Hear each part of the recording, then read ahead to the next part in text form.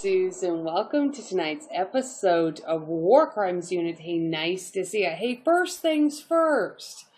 Okay, look at this. I got my damsel in defense stun gun back after some jackass, most likely the FBI or some corrupt cops, down in San Ysidro, California, or some fucking informant they paid off, stole my stun gun, my old pack-a-punch stun gun, right out of my hand and stole my bag of clothes while I was sleeping under customs camera on customs property because I got railroaded with nursing employment. Thank God I have got a new damsel in defense stun gun, and damsel in defense is back up and running. You can get a 7.5 million volt stun gun from Damsel in Defense online, and it will ship right to your home. I got the stun gun, and I got some pepper spray back, and I got this personal alarm, and I got my door alarm back. Let me see what this is. This is a replacement. This door alarm from the last round of crap that they stole. That was down in Nogales, Arizona, through Mexico, via some informant that the Nogales police sicked on me, trailing me into Mexico. I don't miss a trick. Okay, so then look at me. If you saw my videos the last couple days, my makeup looked like shit. I looked like shit. I'm now a unique presenter. What is unique? Unique is a wonderful new brand of makeup. They don't use preservatives or a lot of artificial dyes. It's mineral makeup. And you can have online virtual parties and get half-price items and goodies for free. Now, isn't that great? Unique. Become a unique presenter. If you want to check out any of these products, check out my Facebook page, the iSuze Home Shopping Mall. Check it out online. I think you're going to love it. Okay, so here's what happened today. Oh my gosh, they're at it again. You know what? I cannot stand staying in this hotel because the spies are everywhere. But like I said, I'm so glad I got my damsel in defense stun gun because now I can just blast the living fuck out of it. Come fucking near me, you're getting 1.5 million fucking bolts into your body. If you drop over dead, I don't give a shit. I'm so sick of these fucking jackass spies. I'm so sick of every time. I'm sick of the people upstairs. I'm sick of when I walk out the door, there's always people coming out from all different directions, following me outside, because I go outside to smoke, following me when I go and use the business center. This damn Bruce, this damn fucking travel nurse at my travel company, Freedom Healthcare. You know, I swear to God, I mean, I don't know if they know the situation or not. I don't know if they know him, but obviously he's been sicked on me. So I'm down there working on my legal case today concerning my son. Important things, trying to, you know, work with Congress. And here comes fucking Bruce. I told him to get the hell away from me. I'm working on a legal case. Get away from me. I mean, it's just such a coincidence that he shows up at the same time. These fucking assholes. That's why I said, I mean, I'm just totally at the point where if they fucking goddamn physically come near me, they're just going to fucking goddamn get it. All right, now moving on. So, you know, I was following up on trying to reach attorney Randy Roske today. And, you know, I've just been hashing this over. My God, I got to call the Las Vegas Metro Police. And, yeah, sure, there's some good police officers that I know, but there's also some corrupt ones. So that makes it really, really challenging. So, you know, at this hotel I'm staying at, the Marriott, Courtyard by Marriott, you know, I saw the very nice Santa Fe police. They were out on another case. And I said, you know what, I'm just going to stop and get a second opinion. It doesn't hurt to get a second opinion. I'll never forget, years ago, the Office of the Director of National Intelligence told me, you know, why don't you ask somebody else? You know, that's why I said it's always good, second opinion.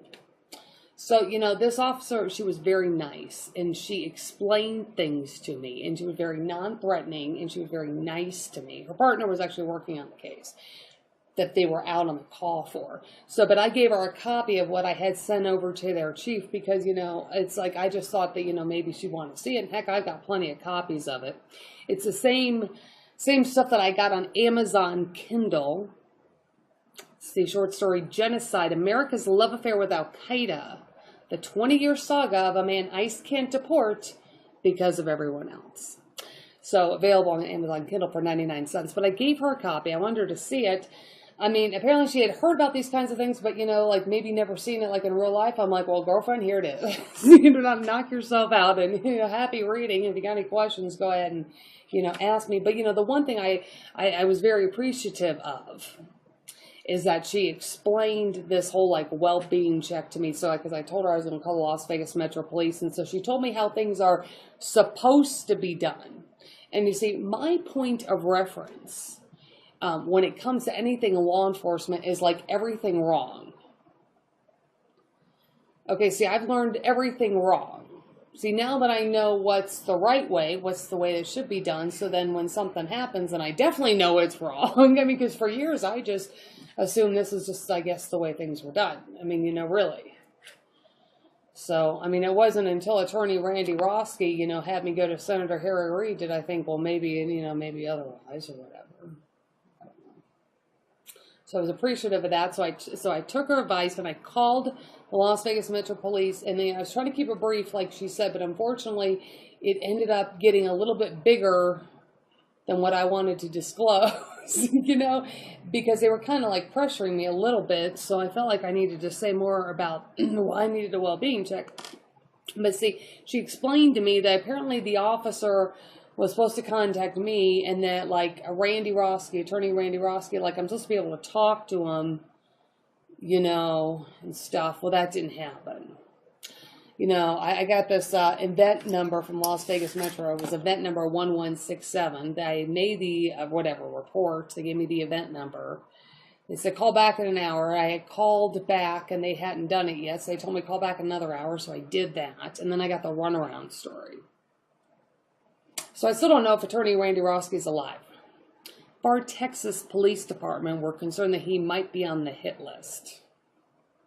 Randy knows a lot of stuff. Randy also wrote a letter to Senator Harry Reid about my son's major assault, and he was totally disgusted when he found out that Adrian got assaulted. This is actually about a couple years after the fact. I'll never forget, he was pacing around his office as if he was like trying to put stuff together, but not really saying anything, and he just kept pacing and pacing and pacing, and finally he sat down and he wrote that letter to Senator Harry Reid. So, I mean, it was obvious that he had been lied to. So, but anyway, so what would be a motive as to why somebody would not actually contact Attorney Randy Roske or put me in contact with them both? Because they wouldn't want Randy Roske to you know, be my attorney, you know, help me go to Senator Harry Reid. See, all it takes is some of these jackass fucking damn assholes. You know, like, I can't even keep, like, a legal issue secret like other people might do in other cases because of all of this FBI corruption, you see. So I can't keep anything secret at all. So, you know, that's what I said. And I've never been able to figure out the Las Vegas Metro Police. It's like, why they just let these guys get away with the shit that they did. I mean, I don't know. I mean, I can definitely say that maybe not every officer thought this whole thing was right, but why nothing ever changed, I don't know. But so I can say as of today, nothing has changed with Las Vegas Metro. Now, here's the interesting part. So I don't know. This nice police officer, she gave me her desk number, so I called and left her a message, told her I didn't get anywhere, and I was explaining, God, he's just all real similar to what happened with my mom and the runaround I got with the Henderson Police Department with my mom. Same runaround. They didn't follow that same policy and procedure that you explained to me, like how things are supposed to be done. Henderson PD didn't do that either. So, you know, I mean, I don't know. So I just said, well, I'm going to call my ICE agent. So, I mean, I called Special Agent Paul Burkholder down there in my Homeland Security Investigations Special Agent, my Keep the Bad Guys Away agent. I called him and just let him know. I mean, I don't know. I don't know if he's going to do anything about it. I mean, like, per se, like, whatever. I don't know if he would, like, call, follow up. I don't know if he would.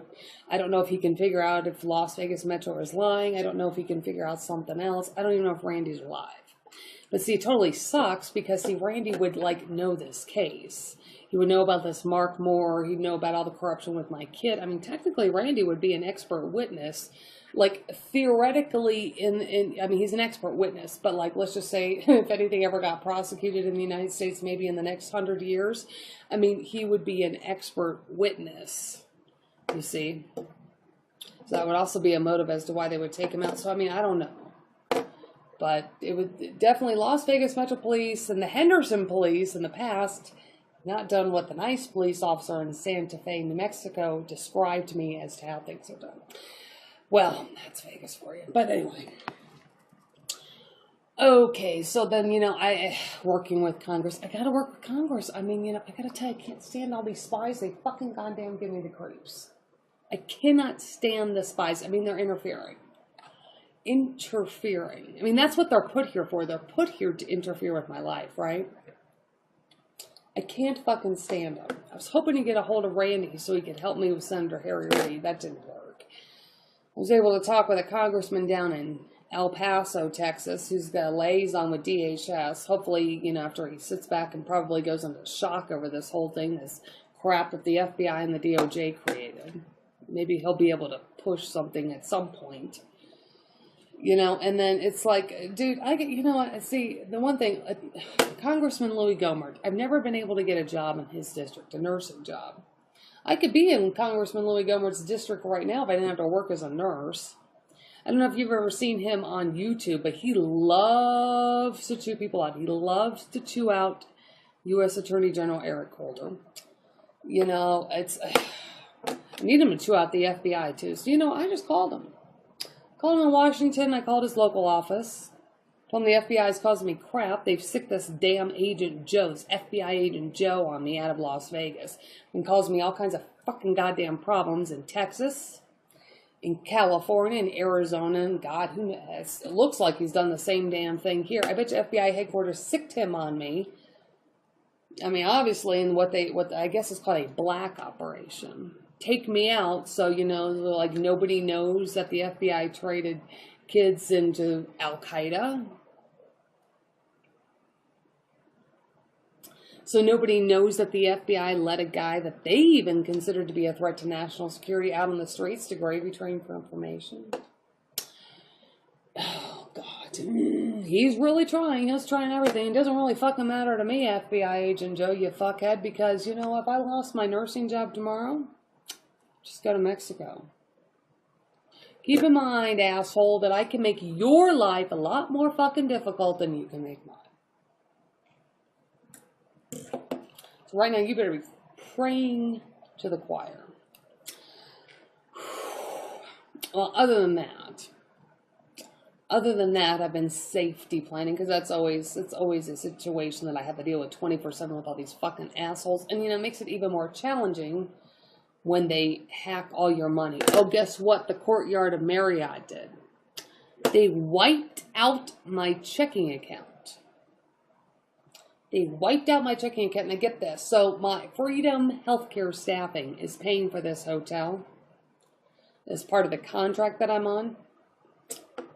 Okay, so dude, they said they needed a credit card for incidentals. I've stayed in a lot of hotels, and I've stayed in the, on an extended stay hotel.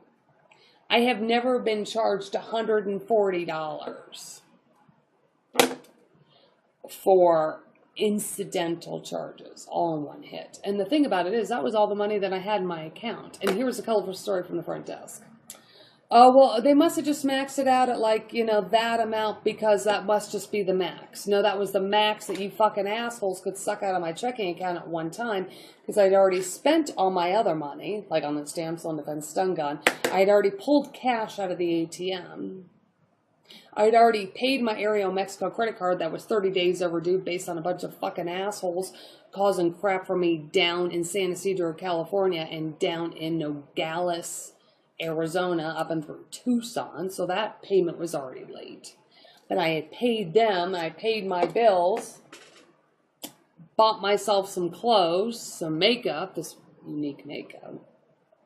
So the only thing they could suck out of my checking account, the only thing that was left was $140, which they claim was the max amount that they would take on a hold for incidentals based on a 33-day rate of stay. So it's bullshit. Usually they only charge $25 to $50 at most.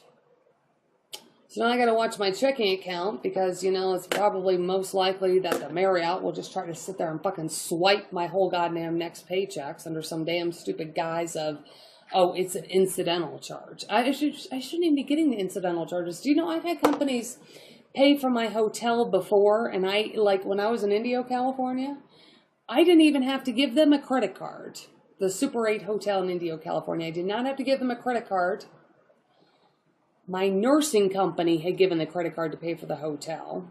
I didn't have to give them a credit card, so they didn't take any money from me. They didn't take any money from my credit card or checking account in Indio. The credit card for everything was on file from the company. This is a scam that is being pulled by the FBI, CIA, Al-Qaeda task force. You know, the other interesting thing I learned today about this Marriott hotel, like when the police were out on this case, apparently there is a lot of cars that get broken into around here. Sounded like the police are out here all the time on cars being broken into. Apparently the criminals just like take the window out of the car somehow and like steal a bunch of stuff. And, you know, interestingly, I heard them say, apparently this hotel does not have security cameras. I mean, isn't that crazy for a Marriott not to have security cameras? I mean, usually nice hotels do, usually. I mean, I even know some damn shady ones that have security cameras. Hell, even some of the lower end ones that I stayed at in Mexico for $15 a night had security cameras. Apparently this hotel doesn't have security cameras. Not only does that not totally suck for the people that stay here, sucks for me because then if these assholes like this Mark Moore, you know, come around, then, you know, they can't be on camera. And then all these damn jackass fucking spies, you know, can't be caught on camera. So isn't that funny that, you know, I'm staying at this hotel? I'm staying at the hotel that has no security cameras. Oh, I'm sure that's just a coincidence. Nothing to worry about. God, I need to be on a plane to Mexico. Hanging out with the federales. Me and the federales, we get along just fine. Me and the federales, the SWAT team with the federales and I get along just fine. Me and the military get along just fine here in Mexico. And the MPs. And basically most of the police, too. We get along just fine. Everything's fine. Come back to America, all fucking goddamn hell fucking goddamn happens. But that's what the hell the government does when they pawn your kid off to terrorists. Kids off to terrorists and kill your family or kidnap your family, make your family disappear so their ass will never get in trouble. Anyway, that's tonight's episode of War Crimes Unit. Keep your stun gun or machine gun handy. There's real criminals and terrorists out there. I'll see you next time.